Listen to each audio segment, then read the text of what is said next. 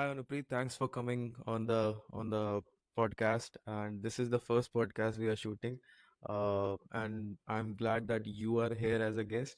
Uh, so I'll just give a brief to the audience. Like myself, Ashutosh, I'm founder and CEO at Revrag, and I welcome Anupreet. Anupreet is taking care of revenue at Gan.ai. Would love to Anupreet, if you can give a little brief about yourself, and as well as then we'll get into your journey. Absolutely. Thank you so much, Ashutosh, for having me. My name is Anupreet, and the Chief Revenue Officer for Gan.ai. Previously, I've led revenue teams for Slintel and Metal. I was a coder uh, by certification, then switched into sales and Metal. Did the US and Europe muscle for Middle and Metal, then got it one commercial. Spent some time in US and then moved back to India to build Slintel in the pre-revenue stage. Scaled it up to close to 5 million dollars before we got acquired by Citizens, and that was a beautiful journey. See a company go from zero to buying and then get acquired for a pretty good multiple. Uh, and uh, um, and Citizens was a great place. We spent about 1 year there, learned a lot of things. Built a type of enterprise selling and selling a software that's worth that is thousands of dollars. Uh, and then moved back to the startup world and started again. That's been the journey for me. Um, but yeah, anything else that I could probably put an up there. Yeah, thank you so much Anupreet for that intro. Just a bit, Anupreet, आपकी volume low है थोड़ी सी.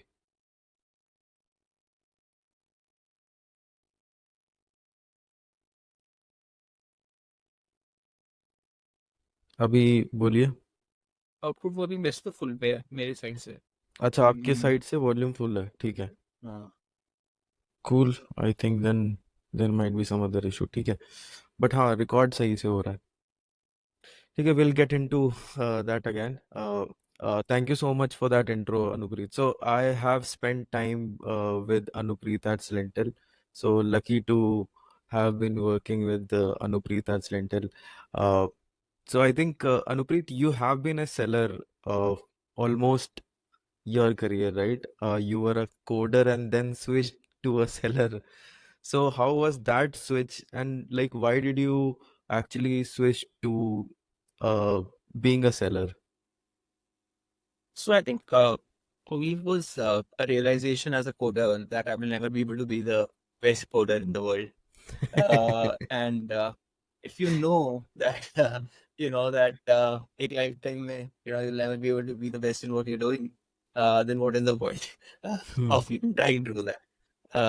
So I was not a bad coder, but I was not the best coder in my team also, and so Hmm. that kind of led me to explore other things. And Hmm. during my college, I had a startup, and in that startup, I used to code as well as sell and market. So I was okay with all three, but I used to like selling and marketing a lot more than both. And Oh. so I thought I'll just take a stab at it. And initially there was this fear of losing the coding job also that I had in the attempt to getting a sales job. I literally used to tell my then girlfriend that there's a chance that in 6 months I'll be jobless. But then I asked myself if this is actual risk or is it just fear? And then a lot of Hmm. times we take wrong decisions because we mistake fear as a risk. We think that it's actually risky, but it's nothing but fear. There is Hmm. no risk actually involved in that decision. Makes sense, yeah. And when I did that analysis, I realized that it's nothing just my fear because I was actually making like 23,000 rupees in that job. Hmm. And I thought that no matter what, I'll be able to get back to 23,000 after like 6 months or 1 year of trying sales, Hmm. Hmm. even if I'm not able to do well at sales. Hmm. But I went into sales head first, honestly. Like I didn't have any formal trainings, any education, etc. Around sales. Back in the day, like like the scene that we have right now around sales, where there's so many influencers, so much content online around sales. It used to happen in 2015, scene when I attempted to start sales. It was all first principles learning on the ground. Hmm. trying to figure out it. But the decision was basically on the basis of the fact that, I'm not able to do very well as a coder, so might as well try to do sales. And when I started doing sales, I realized that I am like, better than anyone else around me at least. And that made me realize that, That is a okay, relief uh, actually. yeah. And then I was like, let's look at a broader picture. Am I better than anyone else in India sales? And then am I better than anyone else in my industry? And then I just kept at it, and eventually ended up working out slowly. But I think the only learning out of this is that evaluate whether what seems risky is just your fear or is it actually risky. If it's actually risky, you might want to think twice. But if it's just your fear, then might want to overcome it and do it anyway. And two, don't do something that you are sure you will not be best at least in your friend circle or team or Hmm. colleagues, etc. Hmm. Because then, what is the point, right? Like, you just have one life, and Hmm. if you're, like setting for mediocrity in that phase for whatever you're doing, I don't think it's worth it. Hmm. Hmm. So I know you'll not be able to be the best in the world. Not every player becomes Virat Kohli, but if cricket is something uh, that you're following as a passion, we try to be the best in your neighborhood and in your friend circle, and at least your immediate circle at least. No, makes sense. So when you were starting, Nupreet, like, did you had a mentor of some sort, like, which gave you comfort, or like how this selling thing is going to be, or you were on your own learning and making sense of the industry? So actually, the team and people around me were very kind in metal. They knew what they were signing up for. The Hmm. founders of metal knew that I didn't know he's selling. Uh, every other seller, in metal was at least 10 years experienced in selling. Hmm. They were proper suited people in enterprise sales in India. I don't know if you've seen the scene of enterprise sales in India from 10 years back. You would see Hmm. every person wearing like sparkling shoes and proper suit and whatnot. Hmm. And they would be like the most professional people to meet. And then comes a kind of college kid who's trying to sell, and that doesn't know his shit. And like and I felt like a misfit initially, but then the founders thought that there's nothing to lose in giving in some leads that are anyway not working out for our company. So these were leads from outside of India, and no one was attempting them because selling back in the day used to be very in-person selling. So before COVID, it was not normalized to sell on phone or on Gmeet. It wasn't Right. normalized, Right. and everyone was going and meeting people in person. So Hmm. if you need to sell in Bangalore, you'll have a team in Bangalore. Right. You'll not have a team in Delhi selling to Bangalore. Not even that, right? So that is how selling Um, used to happen. So we have teams in Bangalore, Chennai, Noida, Gurgaon, Delhi. Like that is the precision with which we were working. And then I kind of was given the role of inside sales. Inside hmm. sales is nothing but what sales is today. Where everyone is selling Right. on a team meet and everyone is selling on Zoom, but this was not normalized. So I was basically given the role of taking care of leads that come outside of the region where we have salespeople. Salespeople Hmm. only in India and all metro cities of India. You I were met a funny handling. guy. Yeah, Sorry to cut you there, Anupreet. So you were handling the whole funnel per se, like yeah, the leads yeah, were you were pitching them and yeah. closing them, everything. Yeah, yeah. We didn't have an SDR culture back in the day in India, especially in India. So everyone was doing everything from scouting their leads to closing their picks. Hmm. So I was saying that I met a funny guy in the process who asked me. He was basically my senior, and he asked me if I'd like to take rest of India or rest of the world. Rest of India meant India after you remove Kolkata, Delhi, NCR, Chennai, Bangalore, Mumbai. Let's play everything. Hmm. And rest of world meant the whole world outside of India. Right? Yes. So your US, Europe, Dubai, Hmm. uh, Africa, back and large, Latin America. Now I think definitely are. Right? It's like I'll take rest of India. You take rest of the Hmm. and let's start selling to this inside sales persona where if I'm going to go to we try. Hmm.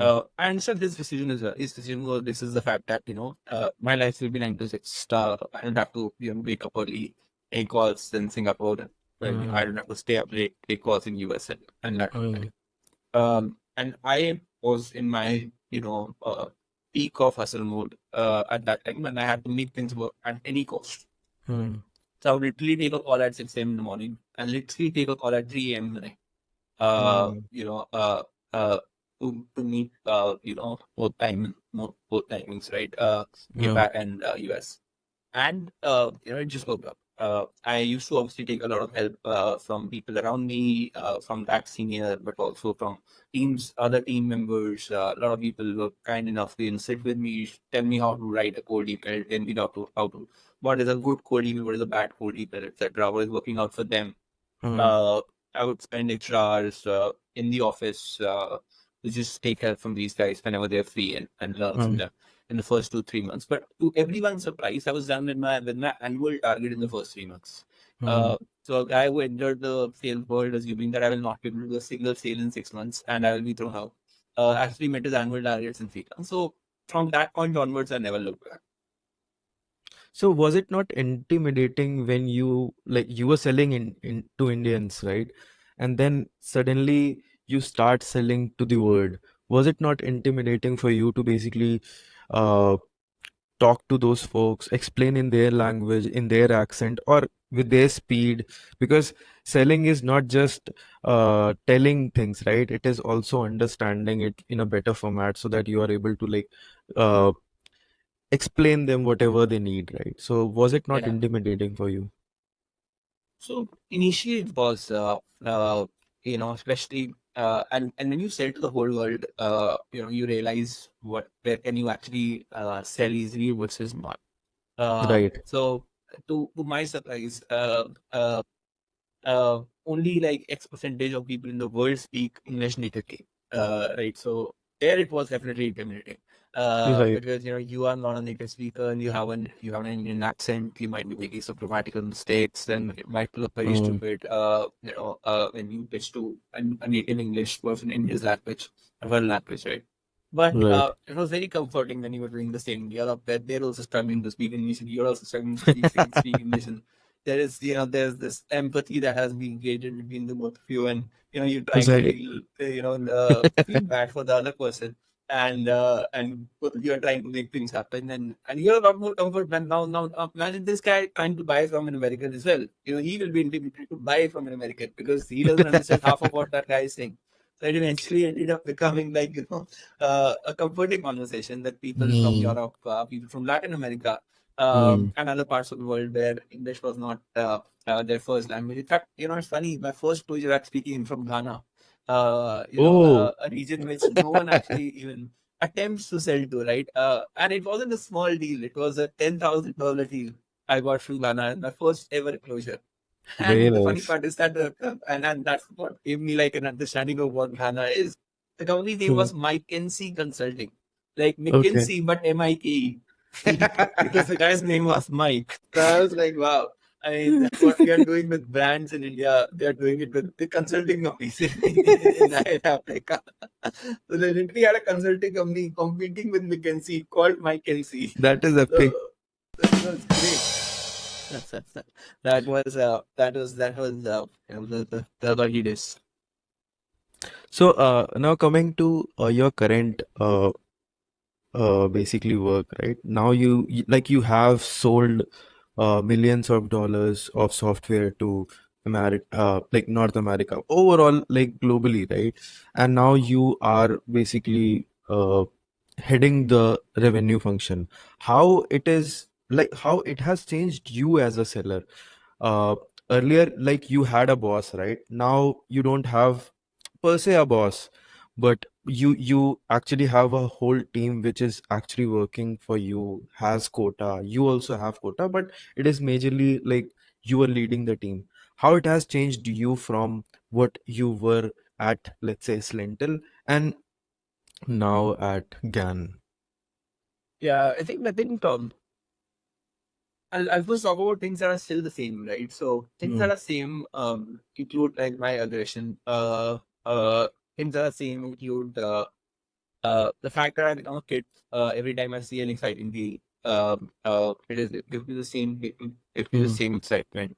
as it used to when I wasn't getting I wasn't a leader, right? So and Hmm. that's important, right? And sales is all about being excited Hmm. about your job because it can become very lonely and very Right. demotivating at times. So I think that is the same.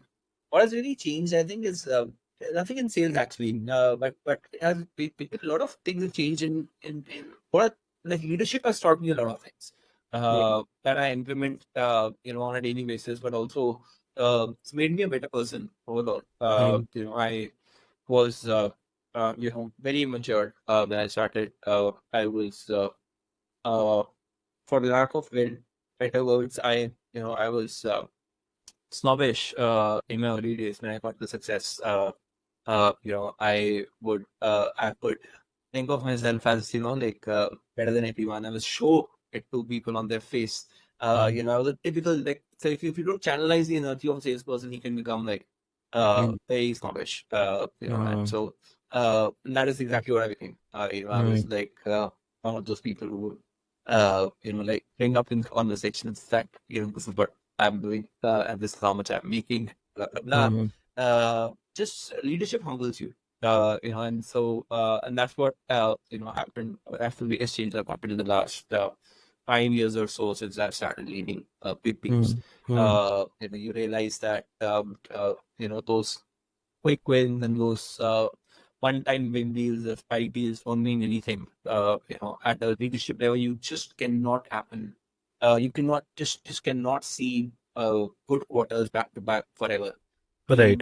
So it just humbles you. You'll see suddenly the team is leaving. You'll see, Hmm. you'll see that that you've had bad quarters from revenue standpoint. You'll see that profitability is going for your toss for some reason.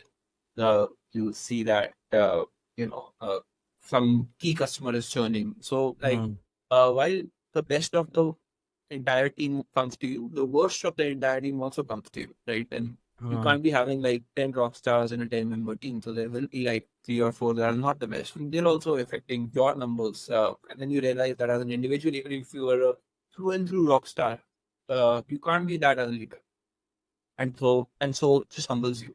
hmm. So the good quarters are nothing but just preparing you for the bad ones, and giving you that comfort that bad ones are coming in the future. So I think that is the biggest difference. I think from being an individual contributor to becoming a leader. And you realize, as you touch so many lives on a daily basis, obviously you are affecting their physical well-being, their mental health, and whatnot. When you realize your impact in their life is so much Oh. on a daily basis.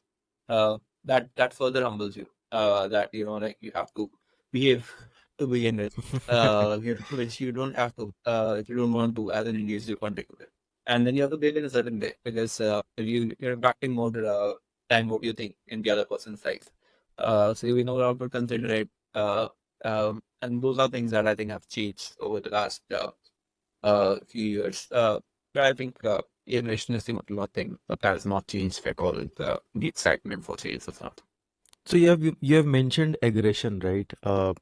Aggression can be good or bad, right, Anupreet? So, like, how do you make a balance of aggression in terms of, let's say, it is not actually getting overwhelming for your own team? Like, they are also able to understand, okay, because it is sales, right? It should be aggressive. That's for sure.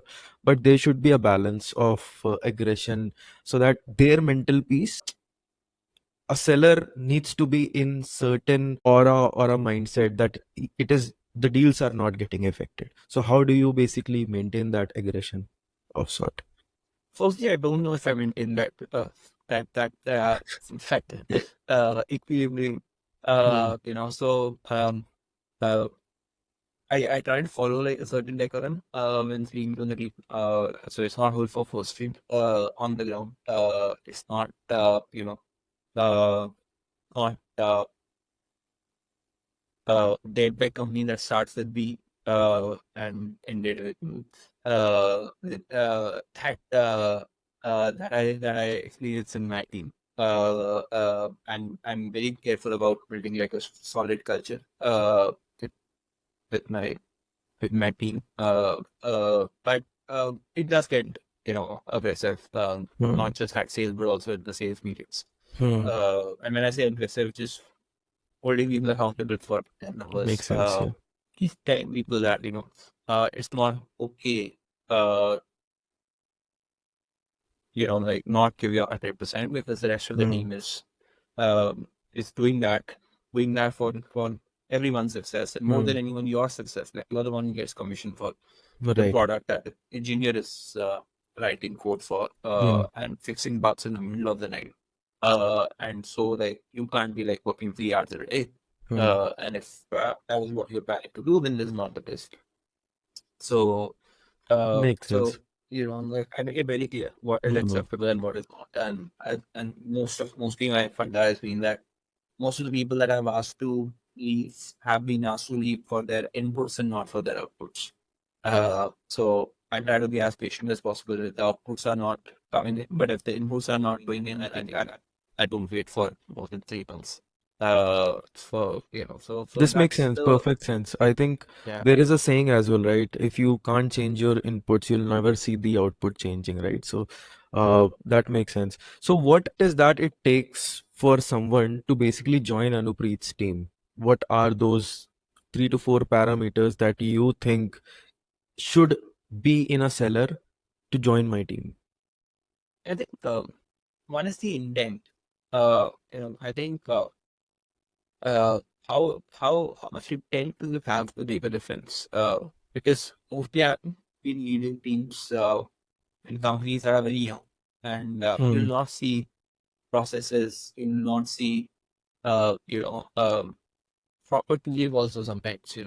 We might be used to having like the tools or everything. We might not see. Right. Uh, you might not see it through. At the best be flow. Every single time. Right? So, uh, if you have the intent to be successful somehow, right? You will still be successful. So you have to figure things out. And I don't micromanage at all. That's not my style of leadership. I can't actually. Like this, the number of meetings that I keep for myself in a day are more than the number of hours, and so I can't like find time to micromanage if I want. Makes sense. Yep. So I don't know what you are doing. Hmm. I just ask you once or twice in a day what's up. But whatever you tell me, I'll believe you. Hmm. So you don't have like a monitor in the classroom, and you have to Hmm. still do your thing. That's basically if you are that person, then you are the right person for my team. Hmm. Uh, so I think that's number one. Number two is like honesty.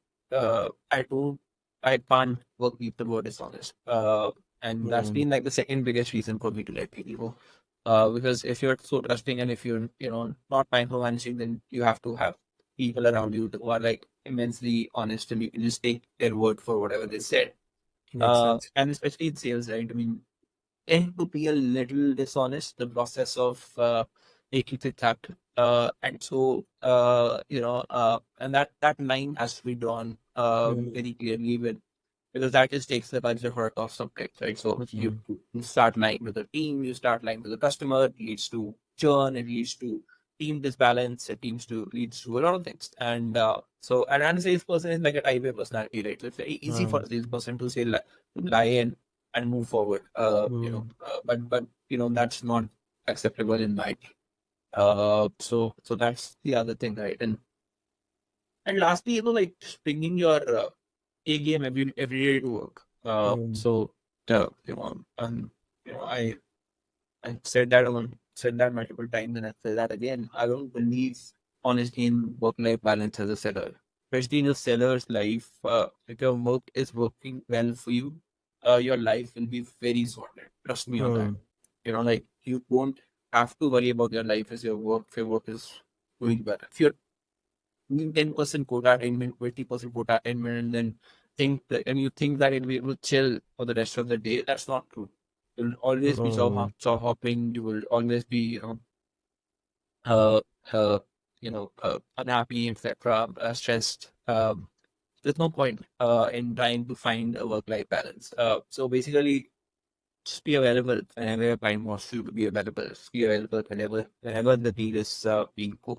And there is the opportunity to, like strike a conversation with your client. It could be a Saturday or a Sunday where you see a great WhatsApp story of your client and you're like, yeah, just ping me right now because he might be able to give me a meeting because just break the ice with this WhatsApp story. You should always be in the selling mode, Right. and that's how you'll be successful. So you're looking for a work-life balance. There are so many other companies that you can go. Like, don't come to a startup, don't come to my team. I would highly recommend. And I don't believe in it honestly. And it's not about like over stressing people. Like it's not about uh, uh like taking them in the process. It's about just telling them that look, that will not make you happy. You cannot have a good life if you're not working hard. Mm-hmm. And working hard doesn't mean like working 12 hours in a day. It just means that it's always available whenever you require. Mm-hmm. It could mean that you're working like 7 hours a day, but you're also working like whenever you see like an opportunity around Mm-hmm. you, you're sitting in a plane and the person next to you, strike a conversation with him. Maybe he's a prospect, so you never know. So just be like, oh, keep sales antennas on every single time. Try eating for leads. No, makes sense. I think three things that you mentioned. First is intent, second is dishonesty, and then the A game that a person can bring to your team, right? I think this covers the whole ground. So every seller, right? Every seller who is selling needs some support, whether it's a mentor, whether it's their peers, whether it's the product that they are selling, whether it's a tool that might help them to basically be at their A game. What do you think, like, is the right balance of tooling? Because there are a lot of tool in the sales tech, right? Do you think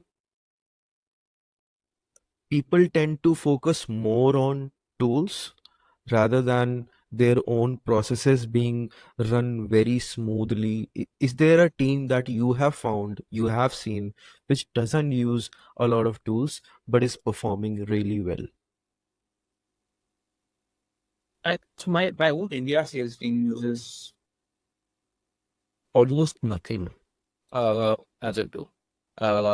So in fact, if I let them, they will not even use us for. Uh, so so they're literally like unleashed sales tool. Uh, One of my salespeople actually shows up on clients' offices without appointments. Hmm. What tool do you need to do that? You don't even need a Sentinel or something for do that. Yeah. So you literally show up on the client's office, you tell the reception guy that, yeah, I'm here to meet, blah, blah, blah. He's like, we have an appointment. He's like, what will you please fit me with him?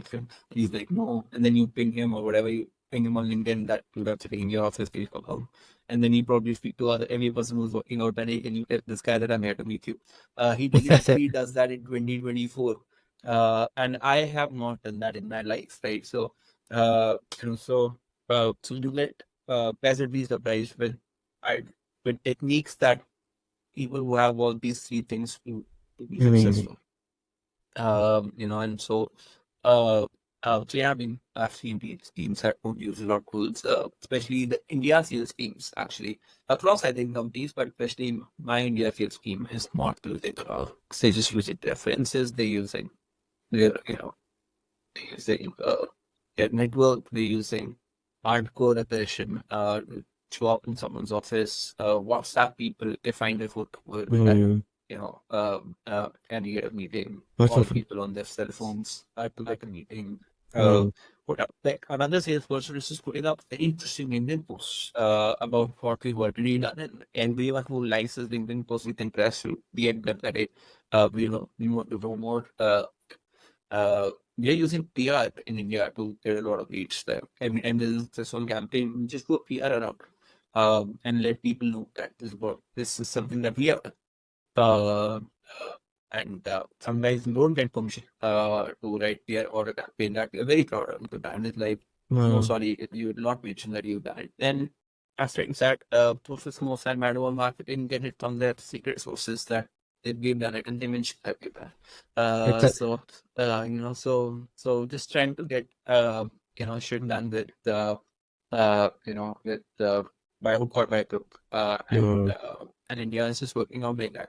You don't have to necessarily, uh, you know, uh, uh, do what the sales gurus on LinkedIn are saying. to be successful. A lot of them are actually said it's a move in the process. You know, Right. it's very similar to like the god of Kapoor asking you to buy Mama uh, on his on his vlogging channel. Obviously, he doesn't mean it. In fact, he also, if you meet him in person, he might ask you to use Mama. So basically, what I'm trying to say is that you have to understand the intention about a particular person is fair to them if they're selling it. You can, and he said that has to find ways to sell it. But in the end, you have to figure out what works out for you. Hmm. It doesn't really have to be, you don't necessarily have to use. And yes, there are one too many rules in the market right now. Many of them have become obsolete in the world of generative AI Hmm. and are no longer required in your states. Is the consolidation that will already happen. And so one of your rules might be more than not consolidate. So you Hmm. don't need to manage so many vendors. You need to have coding. And in today's day and age, you can negotiate very hard with your cooling vendors. Especially the big companies that Right. finding ways to retail. So I don't think that a lot of spend on cooling is fair in today's. Makes sense. So you touched upon two things, Anupreet. Like, first was like there are a lot of gurus out there, right? One thing I would like to ask is there someone that you follow who might be genuine, or you think ki, okay, this guy is amazing, I would like to basically, if I could basically learn from him, or I usually learn from him. Second, you also touched upon AI being now in the tools, right?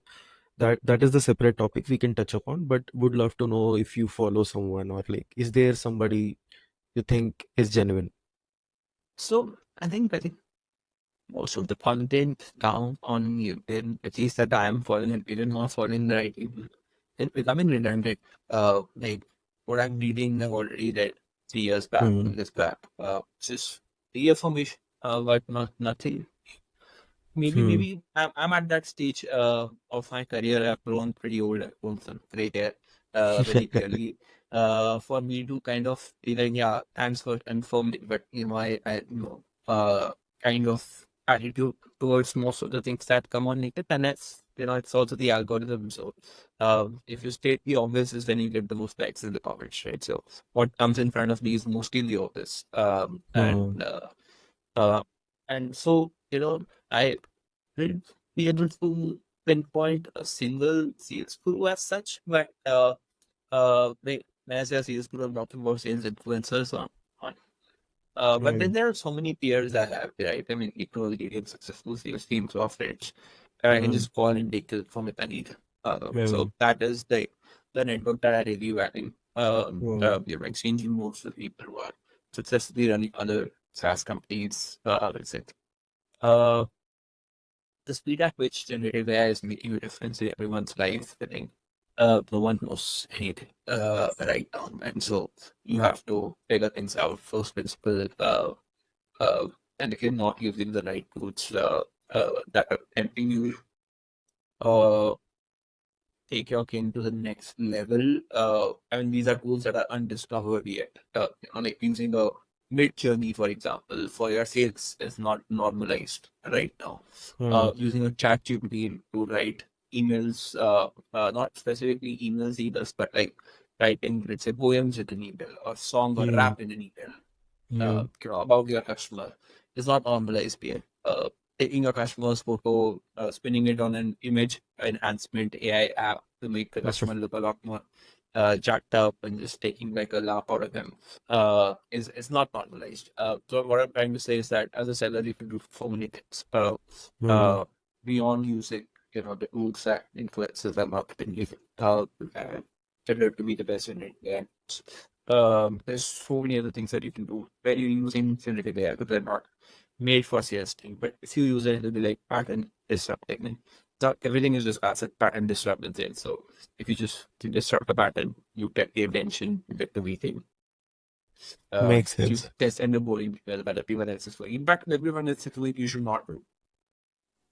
The other reason why given the content that is out there on the and even if it's great content, it should not be implemented because if it's great content, it's been implemented by all sellers already. which means that I, as a receiver of those messages, I'm already getting like hundreds of them every day. So you are again getting worried in my nose, but because this diary breeds the secret. Now it's useless, basically, because everyone's doing it. So that is another reason why these things don't work. Uh, So yeah, I know that you have been a musician earlier, Anupreet. So what is that one playlist that actually you listen to while, let's say, you're calming your nerves down while you're pitching? Good. I don't know if you know the answer, and that's why you're asking me this question. But it's a most embarrassing answer. And uh, I don't search these artists, but I listen to like artists from Delhi rap scene. Like people like 47, Bali. Uh, I have a friend. His name is Purra. He is a great artist. He's West Delhi. Uh, uh, and then I listen to like the likes of I don't know what's that, Sevada and all of that. So I'm like very lazy in my choice of playlist, and when I need to uh amp up my list, I listen to these Delhi rap songs that are like praising them. People are praising themselves in the song and just using a lot of Delhi cuss words in the songs and shit like that. And whenever I'm looking to just have a good time, I just listen to some great. Or when I'm and this is like funny, but whenever I listen to Punjabi music from Sitoon Se and Kanmal Shah, I end up spending like 20-30K for no good reason because they're just talking about brands, they're talking about cars, they're talking about how good their life is, and flaunting that if you have money, you should buy this, you should buy that. That's just all about lyrics are all about that. Sending Uh, off, just rise that feeling of just doing some impulse shopping immediately because if you can afford it, why not? But yeah, I mean, that's my pastime. That's my uh, uh, older kind of music. That's the kind of music I listen to it. I don't very much like that. Not into a lot of international music or into a yep, lot of indie music. So mostly, indie rap, indie rap, and then Punjab. Punjabi music. So you are Usually, an early bird or you are a night owl? my night owl for sure. Night owl, okay. So most unusual place you have closed a deal. I think that's Ghana, right? I mean, region-wise, Ghana, um, yeah, I would say that. So if you like, this is a rapid fire round. So basically, we'll Yeah, quickly go through the sure. questions, right? So if you could have a dinner with any historical figure, who would be it?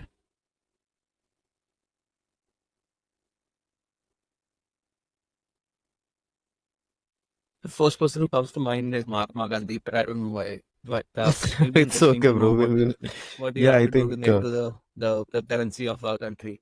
But That you will should have definitely. a chat with Abraham Lincoln so that you are able to sell better in US. I mean, yeah, maybe. But I would rather get my photo on the currency of India than to celebrate the year. So I'll just speak to Mahatma Gandhi and ask him what I need Cool. to do to do. Favorite app for staying organized? I use Evernote. Uh, Never know. Okay. One word to describe your sales style. Abyss.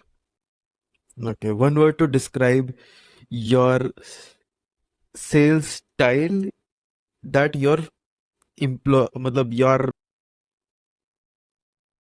I think very aggressive.